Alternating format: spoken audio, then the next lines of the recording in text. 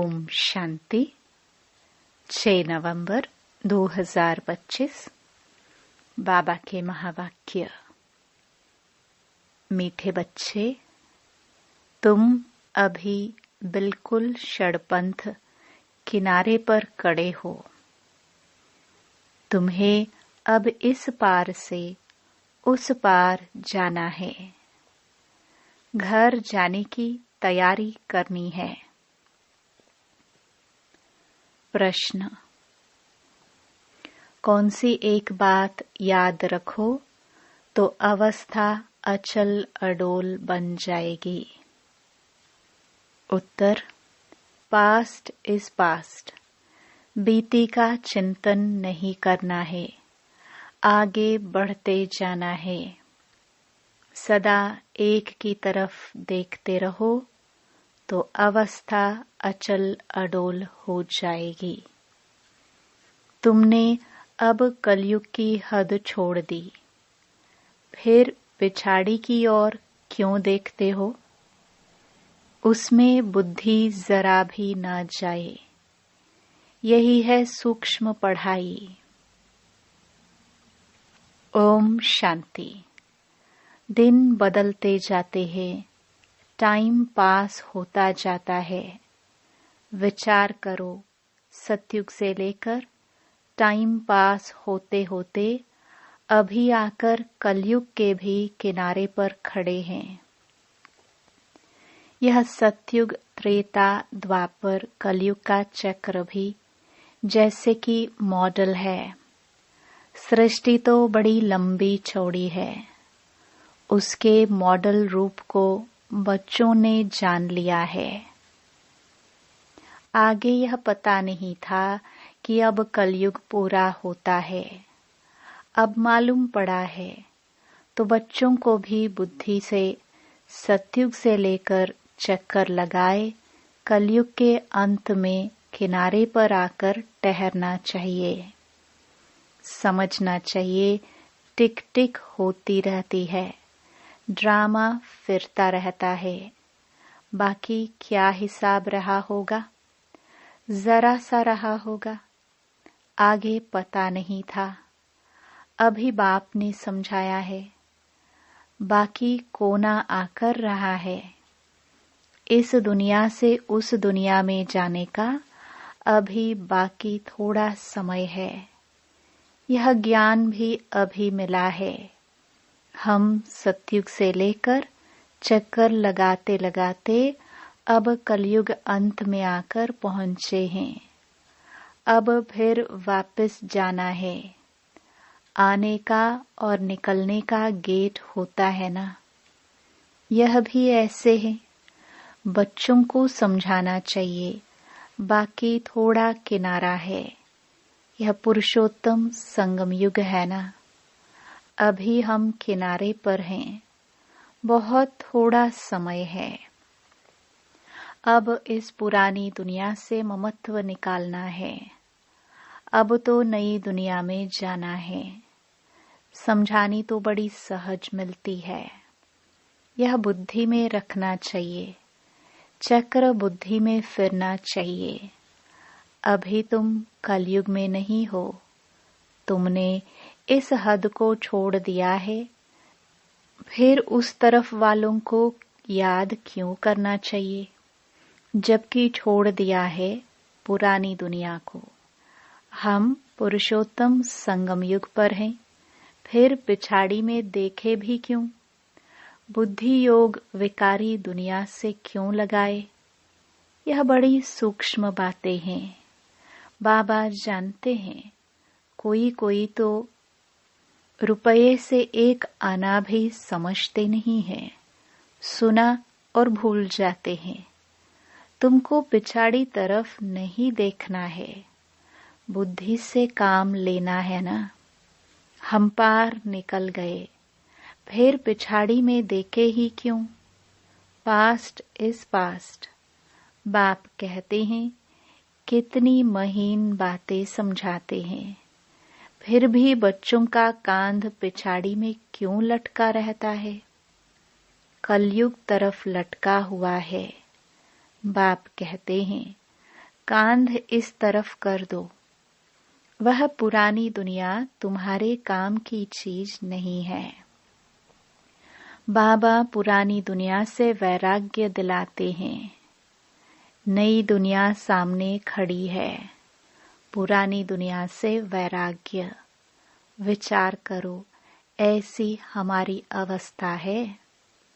बाप कहते हैं, पास्ट इज पास्ट। बीती बात को चिताओ नहीं। पुरानी दुनिया में कोई आश नहीं रखो। अब तो एक ही ऊंच आश रखनी है। हम चले सुखधाम। बुद्धि में सुखधाम ही याद रहना चाहिए। पिछाड़ी में क्यों फिरना चाहिए? परंतु बहुतों की पीठ मुड़ जाती है। तुम अभी हो पुरुषोत्तम संगम युग पर। पुरानी दुनिया से किनारा कर लिया है। यह समझ की बात है ना। कहाँ ठहरना नहीं है, कहाँ देखना नहीं है। बीती को याद नहीं करना है। बाप कहते हैं, आगे बढ़ते जाओ, पिछाड़ी को नहीं देखो। एक तरफ ही देखते रहो, तब ही अचल स्थिर अडोल अवस्था रह सकती है। उस तरफ देखते रहेंगे तो पुरानी दुनिया के मित्र संबंधी आदि याद पड़ते रहेंगे। नंबरवार तो है ना। आज देखो तो बहुत अच्छा चल रहा है, कल गिरा तो दिल एकदम हट जाती है। ऐसी ग्रहचारी बैठ जाती है जो मुरली सुनने पर भी दिल नहीं होती। विचार करो, ऐसे होता है ना। बाप कहते हैं, तुम अभी संगम पर खड़े हो तो रुख आगे रखना चाहिए। आगे है नई दुनिया, तब ही खुशी होगी। अब बाकी षडपंथ बहुत समीप किनारे पर है। कहते हैं ना, अभी तो अपने देश के झाड़ देखने में आते हैं। आवाज करो तो झट वह सुनेंगे। षडपंथ अर्थात बिल्कुल सामने है। तुम याद करते हो और देवताएं आ जाते हैं। आगे थोड़े ही आते थे। सूक्ष्म वतन में ससुर घर वाले आते थे क्या? अब तो पियर घर और ससुर घर वाले जाकर मिलते हैं। फिर भी बच्चे चलते चलते भूल जाते हैं। बुद्धि योग पिछाड़ी में हट जाता है। बाप कहते हैं, तुम सबका यह अंतिम जन्म है। तुम्हें पीछे नहीं हटना है, अब पार होना है। इस तरफ से उस तरफ जाना है। मौत भी नजदीक होता जाता है। बाकी सिर्फ कदम भरना है। नाव किनारे आती है तो उस तरफ कदम उठाना पड़ता है ना। तुम बच्चों को खड़ा होना है किनारे पर। तुम्हारी बुद्धि में है, आत्माएं जाती हैं अपने स्वीट होम। यह याद रहने से भी खुशी तुमको अचल अडोल बना देगी। यही विचार सागर मंथन करते रहना है। यह है बुद्धि की बात। हम आत्मा जा रही है। अब बाकी नजदीक षडपंथ पर है। बाकी थोड़ा समय है। इसको ही याद की यात्रा कहा जाता है। यह भी भूल जाते हैं। चार्ट लिखना भी भूल जाते हैं। अपने दिल पर हाथ रखकर देखो। बाबा जो कहते हैं कि अपने को ऐसे समझो। हम नजदीक षडपंथ पर खड़े हैं। ऐसी अवस्था हमारी है। बुद्धि में एक बाबा ही याद हो। बाबा याद की यात्रा भिन्न भिन्न प्रकार से सिखलाते रहते हैं। इस याद की यात्रा में ही मस्त रहना है। बस अब हमको जाना है। यहाँ है सब झूठे संबंध, सच्चा सत्युग का संबंध है। अपने को देखो, हम कहाँ खड़े हैं। सत्युग से लेकर बुद्धि में यह चक्र याद करो। तुम स्वदर्शन चक्रधारी हो ना। सत्युग से लेकर चक्कर लगाए आकर किनारे पर खड़े हुए हो। षडपंथ हुआ ना। कई तो अपना टाइम बहुत व्यर्थ गवाते रहते हैं। 5-10 मिनट भी मुश्किल याद में रहते होंगे। स्वदर्शन चक्रधारी तो सारा दिन बनना चाहिए। ऐसे तो है नहीं। बाबा भिन्न भिन्न तरीके से समझाते हैं। आत्मा की ही बात है। तुम्हारी बुद्धि में चक्र फिरता रहता है। बुद्धि में यह याद क्यों नहीं रहनी चाहिए। अभी हम किनारे पर खड़े हैं। यह किनारा बुद्धि में क्यों नहीं याद रहता है। जबकि जानते हो हम पुरुषोत्तम बन रहे हैं, तो जाकर किनारे पर खड़े रहो। जो मुआफिक चलते ही रहो। क्यों नहीं यह प्रैक्टिस करते हो। क्यों नहीं चक्र बुद्धि में आता है। यह स्वदर्शन चक्र है ना। बाबा शुरू से लेकर सारा चक्र समझाते रहते हैं। तुम्हारी बुद्धि सारा चक्कर लगाए आकर किनारे पर खड़ी रहनी चाहिए और कोई भी बाहर का वातावरण झंझट न रहे। दिन प्रतिदिन तुम बच्चों को साइलेंस में ही जाना है।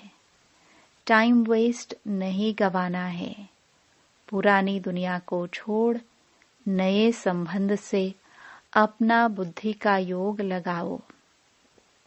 योग नहीं लगाएंगे तो पाप कैसे कटेंगे। तुम जानते हो यह दुनिया ही खत्म होनी है। इनका मॉडल कितना छोटा है। 5000 वर्ष की दुनिया है।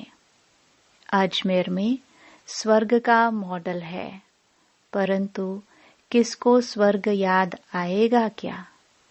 वह क्या जाने स्वर्ग से। समझते हैं स्वर्ग तो 40,000 वर्ष के बाद आएगा। बाप तुम बच्चों को बैठ समझाते हैं। इस दुनिया में कामकाज करते बुद्धि में यह याद रखो कि यह दुनिया तो खत्म होने वाली है। अब जाना है। हम पिछाड़ी में खड़े हैं। कदम कदम जू मिसल चलता है। मंजिल कितनी बड़ी है। बाप तो मंजिल को जानते हैं ना। बाप के साथ दादा भी इकट्ठा है। वह समझाते हैं तो क्या यह नहीं समझा सकते। यह भी सुनते तो है ना। क्या यह ऐसे ऐसे विचार सागर मंथन नहीं करता होगा। बाप तुमको विचार सागर मंथन करने की पॉइंट्स सुनाते रहते हैं। ऐसे नहीं कि बाबा बहुत पिछाड़ी में है। अरे यह तो दुम लटका हुआ है, फिर पिछाड़ी में कैसे होगा। यह सब गुह्य गुह्य बातें धारण करनी है। गफलत छोड़ देनी है। बाबा के पास 2-2 वर्ष के बाद आते हैं। क्या यह याद रहता होगा कि हम नजदीक किनारे पर खड़े हैं। अभी जाना है। ऐसी अवस्था हो जाए तो बाकी क्या चाहिए। बाबा ने यह भी समझाया है, डबल सिरताज यह सिर्फ नाम है। बाकी लाइट का ताज कोई वहां रहता नहीं है। यह तो पवित्रता की निशानी है। जो भी धर्म स्थापक है उनके चित्रों में लाइट जरूर दिखाते हैं, क्योंकि वह वाइसलेस सतो प्रधान है। फिर रजो तमो में आते हैं। तुम बच्चों को नॉलेज मिलती है उसमें मस्त रहना चाहिए। भल तुम हो इस दुनिया में, परंतु बुद्धि का योग वहां लगा रहे। इनसे भी तोड़ तो निभाना है। जो इस कुल के होंगे वह निकल आएंगे। सैपलिंग लगना है। आदि सनातन देवी देवता धर्म वाले जो होंगे वह जरूर आगे पीछे आएंगे। पिछाड़ी में आने वाले भी आगे वालों से तीखे जाएंगे। यह पिछाड़ी तक होता रहेगा। वह पुरानों से तीखे कदम बढ़ाएंगे। सारा इम्तिहान है याद की यात्रा का। भल देरी से आए हैं, याद की यात्रा में लग जाए और सब धंधा धोरी छोड़ इस यात्रा में बैठ जाए। भोजन तो काना ही है। अच्छी रीति याद में रहे तो इस खुशी जैसी खुराक नहीं। यही तात लगी रहेगी। अभी हम जाते हैं। 21 जन्मों का राज्य भाग्य मिलता है। लॉटरी मिलने वाले को खुशी का पारा चढ़ जाता है ना। तुमको बहुत मेहनत करनी है। इसको ही अंतिम अमूल्य जीवन कहा जाता है। याद की यात्रा में बहुत मजा है। हनुमान भी पुरुषार्थ करते करते स्थैर्यम बनाना। भंबोर को आग लगी, रावण का राज्य जल गया। यह एक कहानी बना दी है। बाप यथार्थ बात बैठ समझाते हैं। रावण राज्य खलास हो जाएगा। स्थैर्यम बुद्धि इसको कहा जाता है। बस सब षड़पंथ है। हम जा रहे हैं। इस याद में रहने का पुरुषार्थ करो, तब खुशी का पारा चढ़ेगा। आयु भी योग बल से बढ़ती है। तुम अभी दैवी गुण धारण करते हो, फिर वह आधा कल्प चलती है। इस एक जन्म में तुम इतना पुरुषार्थ करते हो, जो तुम जाकर यह लक्ष्मी नारायण बनते हो, तो कितना पुरुषार्थ करना चाहिए। इसमें गफलत व टाइम वेस्ट नहीं करना चाहिए। जो करेगा सो पाएगा। बाप शिक्षा देते रहते हैं। तुम समझते हो, कल्प कल्प हम विश्व के मालिक बनते हैं। इतने थोड़े टाइम में कमाल कर देते हैं। सारी दुनिया को चेंज कर देते हैं। बाप के लिए कोई बड़ी बात नहीं। कल्प कल्प करते हैं। बाप समझाते हैं। चलते फिरते खाते पीते अपना बुद्धि योग बाप से लगाओ। यह गुप्त बात बाप ही बच्चों को बैठ समझाते हैं। अपनी अवस्था को अच्छी रीति जमाते रहो, नहीं तो ऊंच पद नहीं पाएंगे। तुम बच्चे नंबरवार पुरुषार्थ अनुसार मेहनत करते हो। समझते हो अभी तो हम किनारे पर खड़े हैं, फिर पिछाड़ी में हम क्यों देखें। आगे कदम बढ़ते रहते हैं। इसमें अंतर्मुखता बहुत चाहिए। इसलिए कछुए का भी मिसाल है। यह मिसाल आदि सब तुम्हारे लिए है। सन्यासी तो है ही हठ योगी। वह तो राजयोग सिखला न सके। वो लोग सुनते हैं तो समझते हैं यह लोग हमारी इंसल्ट करते हैं। इसलिए यह भी युक्ति से लिखना है। बाप बिगर राजयोग कोई सिखला न सके। इनडायरेक्ट बोला जाता है तो ख्याल न हो। युक्ति से चलना होता है ना। जो सर्प भी मरे, लाठी भी ना टूटे। कुटुंब परिवार आदि सबसे प्रीत रखो, परंतु बुद्धि का योग बाप से लगाना है। तुम जानते हो हम अभी एक की मत पर हैं। यह है देवता बनने की मत।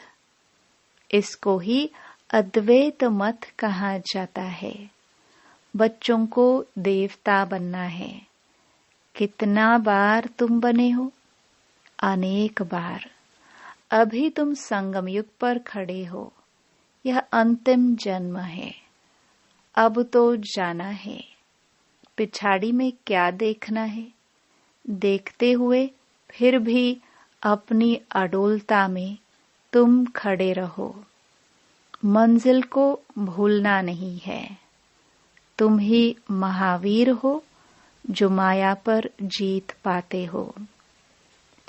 अभी तुम समझते हो हार और जीत का यह चक्र फिरता रहता है। कितना वंडरफुल ज्ञान है बाबा का। यह पता था क्या कि अपने को बिंदी समझना है। इतनी छोटी सी बिंदी में सारा पाठ नूंधा हुआ है जो चक्र फिरता रहता है। बहुत वंडरफुल है। वंडर कहाँ छोड़ना ही पड़ता है। अच्छा, मीठे मीठे सिखिलदे बच्चों प्रति माता पिता बाप दादा का याद प्यार और गुड मॉर्निंग। रूहानी बाप की रूहानी बच्चों को नमस्ते। धारणा के लिए मुख्य सार। पहला, पीछे मुड़कर नहीं देखना है। किसी भी बात में ठहर नहीं जाना है। एक बाप की तरफ देखते हुए अपनी अवस्था एक रस रखनी है।